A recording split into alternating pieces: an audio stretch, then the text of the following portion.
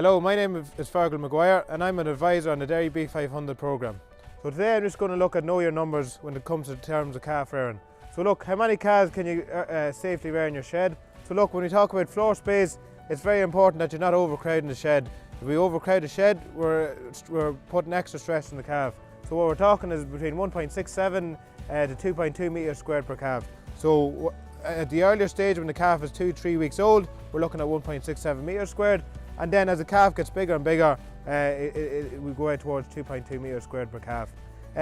Look, airspace. So with calves, we don't create that stack effect because calves don't ruminate until they're 5-6 weeks of age. So we don't have that stack effect. So what we're relying on is the wind to create natural ventilation. So we're looking for the wind to come in to ventilate the shed at an appropriate level.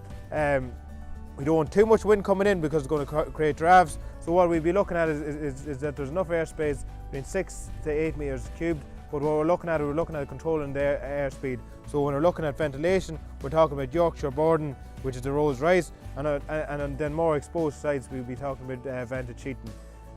Look, the air inlet, the outlet is important. Again, we're looking for an inlet of 0.8 metres squared and an outlet of 0.4 metres squared. So again, the wind's doing is a friend here, and that it's blowing through the shed and it's driving the air out through the outlet on the roof. Look, a very important thing is keeping the calf dry. So we're looking at a floor slope of 1:20. We all know if you're standing on concrete, you get cold feet from standing on concrete. So we need to insulate the calf. We need to have some insulation between the calf and the concrete. So we'll be looking at putting a lot of straw.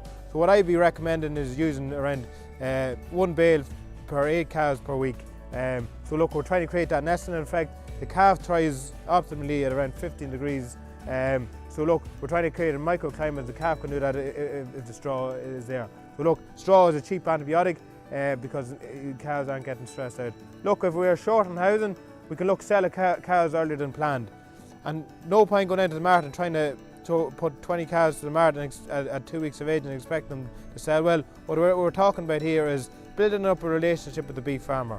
So looking after your cows properly, making sure that they're treated exactly the same way as the heifer cows. They're getting the required amount of beestings and they're also getting the required amount of milk until their day of sale.